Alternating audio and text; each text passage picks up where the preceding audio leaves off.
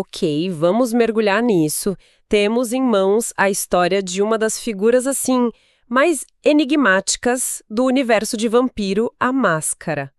Sauloto, fundador do clã Salubre, o clã dos curandeiros, dos místicos e, o único clã a ser caçado até a beira da extinção completa. A imagem dele é inconfundível, um terceiro olho na testa. Mas a grande questão que o material nos apresenta é: esse olho é um sinal de iluminação divina ou a marca de um demônio? Exatamente. E essa é a nossa missão hoje: desemaranhar a propaganda da verdade, ou pelo menos das verdades. As fontes que a gente recebeu pintam dois retratos completamente opostos de Saulote. Em um, ele é um messias incompreendido, um profeta que buscou a salvação para sua espécie amaldiçoada. No outro, ele é um ladrão, um traidor que roubou os segredos arcanos. E talvez tenha condenado todo mundo no processo. E o mais incrível é como essa história de milênios atrás se conecta diretamente com uma guerra moderna envolvendo uma facção inteira de vampiros do outro lado do mundo que ninguém no Ocidente levava a sério. A jornada de Saulote não foi só uma busca pessoal, foi o estopim de um conflito global. A história é muito mais complexa e interligada do que a maioria dos jogadores imagina. Vamos começar do início, então. Antes do terceiro olho, antes da lenda. Quem era Saulote na primeira cidade? Certo. O material o descreve como um dos antediluvianos, a terceira geração de vampiros, os netos de Caim.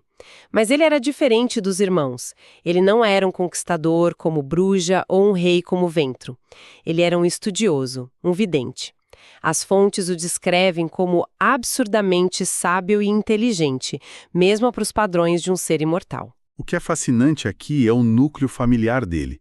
Ele foi criança de Enoch, o líder da primeira cidade, e seus irmãos de ninhada eram ninguém menos que Malkav. O progenitor dos Malkavianos. Exato, e Arikel, a fundadora dos Toreador. Pensa nessa dinâmica. 3 dos seres mais poderosos da história, todos com uma conexão profunda com o sobrenatural e a percepção. Peraí, então os 3 irmãos fundadores de clãs eram todos profetas. Isso não pode ser coincidência. Parece que uma tragédia estava anunciada desde o início. Exatamente. Nos termos do jogo, todos eles tinham um domínio imenso da disciplina auspícios, a percepção extrasensorial. Mas Saulote era diferente. Enquanto a beleza extasiante de Arikel a levava a prever tendências artísticas e Malkav via padrões na loucura do universo, Saulote tinha visões do futuro. E o que ele via não era nada bom. Ele viu a corrupção crescendo, a besta interior se tornando mais forte. Ele previu a Gehenna, o apocalipse vampírico. Em vez de ficar e tentar lutar pelo poder ou avisar todo mundo, ele decide ir embora. Sim, ele percebe que a resposta não está na política ou na guerra da primeira cidade. Ele decide que precisa encontrar um caminho para a salvação, uma forma de transcender a maldição. Então ele parte em uma jornada solitária pelo mundo em busca de iluminação. E ele desaparece por séculos. Quando ele retorna, que tudo muda. O material que temos destaca 3 transformações fundamentais, e a primeira é impossível de ignorar: o terceiro olho pulsando na testa dele. Dá para imaginar o choque. Um dos fundadores volta de uma viagem de séculos e ele tem um olho novo. Um olho que, segundo as lendas, chorava lágrimas de sangue por aqueles que sofriam e queimava com luz dourada para curar os doentes. Essa era a imagem pública, mas, em particular, o que isso significava? De onde veio? A segunda mudança foi filosófica. Ele volta pregando um conceito revolucionário chamado Golconda. Que é basicamente um estado de iluminação para vampiros, certo? Uma forma de dominar a besta interior a ponto de quase se libertar da sede de sangue e da maldição. É a busca pela humanidade levada ao nível máximo. Precisamente. Ele dizia ter encontrado um caminho para a redenção. Mas para os outros antediluvianos que estavam cada vez mais afundados em suas próprias intrigas e poder, isso soava como uma heresia. E aqui entra o terceiro mistério, o mais sinistro de todos. A volta dele parece coincidir com o surgimento de um novo e misterioso clã, os Baali. Os infernalistas. Vampiros que não servem à humanidade ou à besta, mas a entidades demoníacas ancestrais. E ninguém sabe de onde eles vieram. A aparição deles é um branco na história.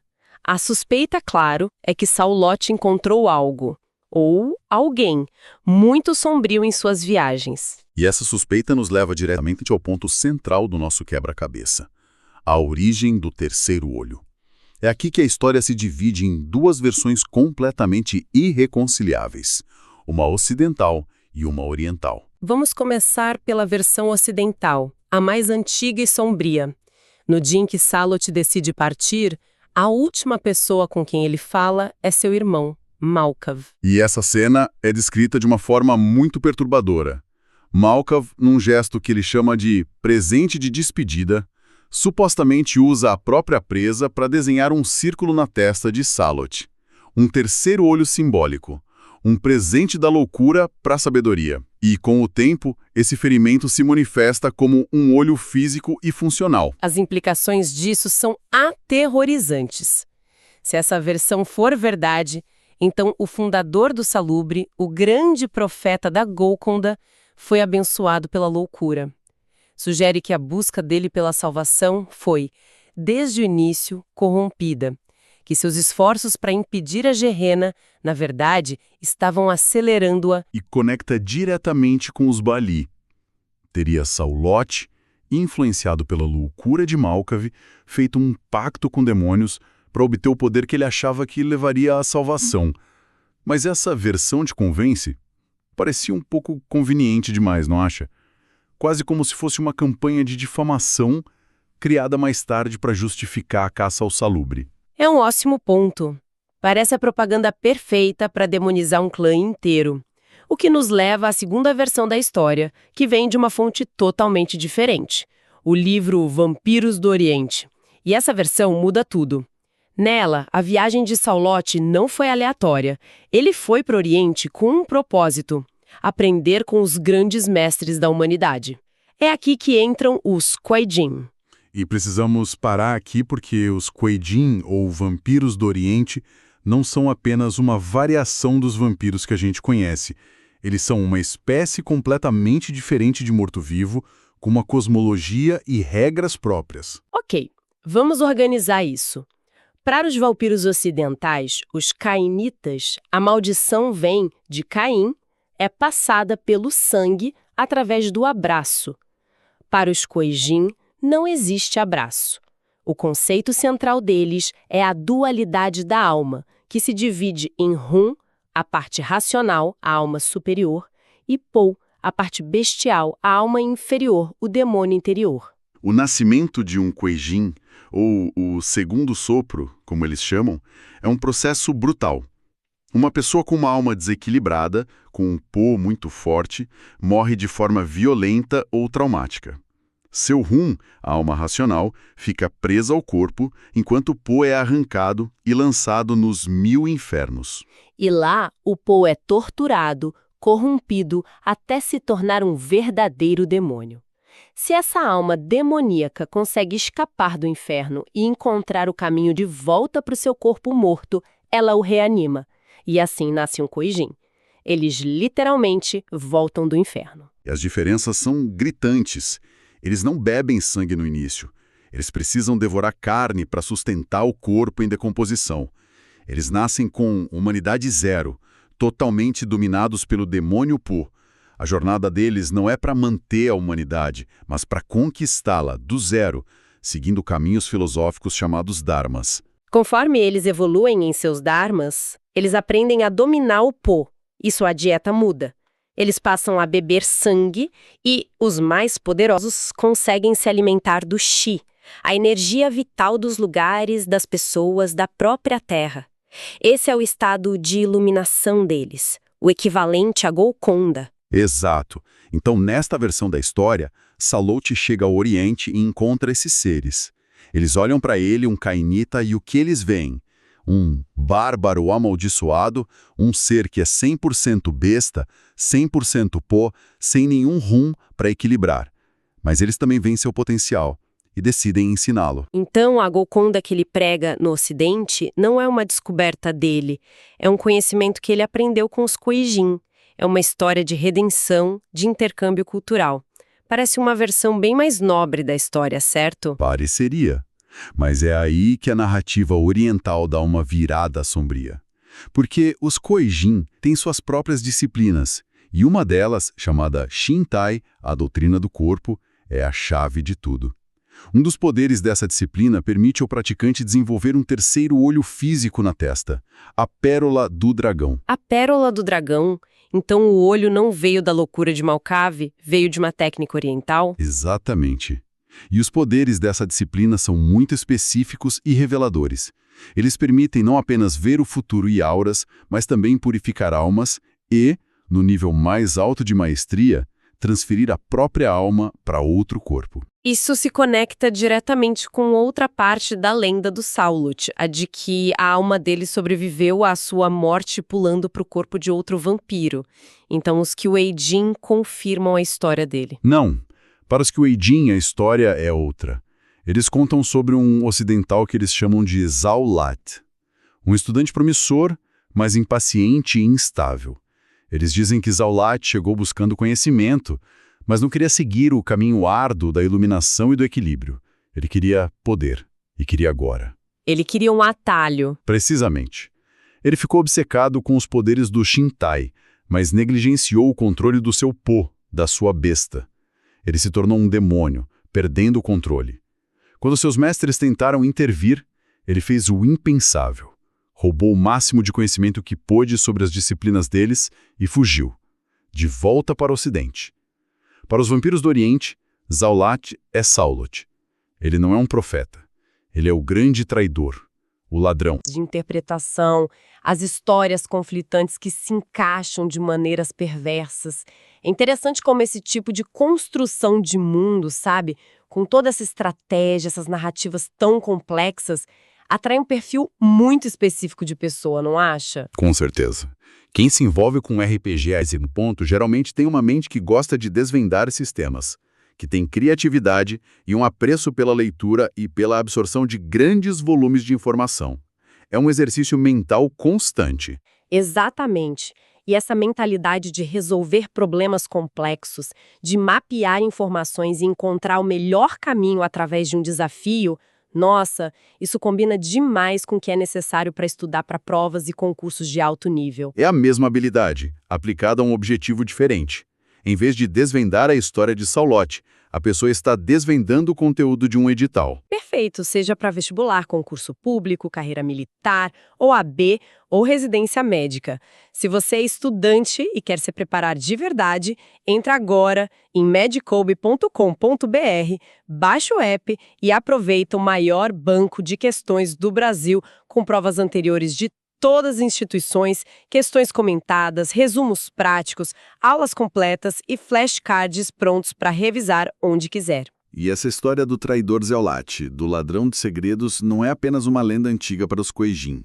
É uma ferida aberta que tem consequências diretas nos tempos modernos do cenário. Sim, o material deixa isso bem claro. Por milênios, os Kuei-jin permaneceram um problema do Oriente, raramente se aventurando fora de seus domínios na Ásia. Mas, de repente, nas noites atuais, isso muda. Eles lançam uma invasão em massa aos Estados Unidos, com um foco específico, a Califórnia. E a motivação deles é uma mistura de fervor religioso e vingança. Eles têm uma profecia chamada a Era da Dor, que é basicamente a versão deles da Gehenna. Eles acreditam que o mundo está sendo corrompido por demônios ancestrais que eles chamam de reis Yama. E na visão deles, todos os vampiros ocidentais, os cainitas, são servos inconscientes desses demônios. São Akuma. E para eles, a prova definitiva dessa corrupção, o pecado original que abriu as portas do Ocidente para os reis Yama, foi o ato de Zaulat. A traição de Saulat. Ele não só roubou o conhecimento sagrado, ele o perverteu. Ele pegou uma filosofia de equilíbrio e a transformou em um atalho, espalhando essa versão corrompida pelo mundo. Então a invasão da Califórnia não é uma guerra por território, é uma cruzada. Uma guerra santa. Eles vêm para o Ocidente para expurgar a infecção cainita, para se vingar do legado de Saulut e talvez para retomar o conhecimento que acreditam ter sido roubado deles. É a dívida de Saulut sendo cobrada milênios depois. O que nos coloca em um impasse fascinante. Temos duas visões de um mesmo ser. De um lado, o profeta trágico, talvez corrompido pela loucura do irmão, que dedicou sua existência a encontrar uma saída para a maldição e cujo clã foi injustamente massacrado por isso. Do outro, um acidental arrogante e instável, um ladrão de poder que não respeitou a sabedoria que lhe foi oferecida, roubou o conhecimento proibido e, no processo, pode ter sido responsável direto pela criação de uma linhagem de monstros infernais, os Baali. Profeta ou ladrão, Messias ou demônio. É a dualidade que define não só Saulut, mas todo o clã Salubre. Eles são curandeiros ou ladrões de almas? A resposta depende de quem você pergunta. Mas o material que analisamos deixa uma última ponta solta, uma provocação final para pensarmos. E qual seria? É mencionado que o gatilho final para a invasão dos Kuei-jin, a gota d'água que os fez cruzar o Pacífico depois de séculos de isolamento, não foi um grande ato de poder dos antigos, nem uma profecia se cumprindo de forma óbvia. Foi o surgimento em massa dos vampiros de sangue fraco no Ocidente. Os Teen Bloods, a 14ª, 15ª geração. Vampiros tão distantes de Caim que mal conseguem usar seus poderes e podem até andar no sol por alguns instantes. Isso não faz sentido. Por que uma facção de seres milenares e poderosos se sentiria ameaçada pelos vampiros mais fracos e patéticos que existem? Exatamente. O que os Kuei-jins viram no surgimento do sangue fraco que os assustou tanto? Porque o aparecimento de vampiros diluídos e impotentes seria o sinal definitivo de que a Era da Dor começou e que era hora de lançar uma guerra santa do outro lado do mundo. Qual é a conexão oculta aí? O que o sangue fraco representam na cosmologia oriental que nós no Ocidente não conseguimos ver? Fica a reflexão.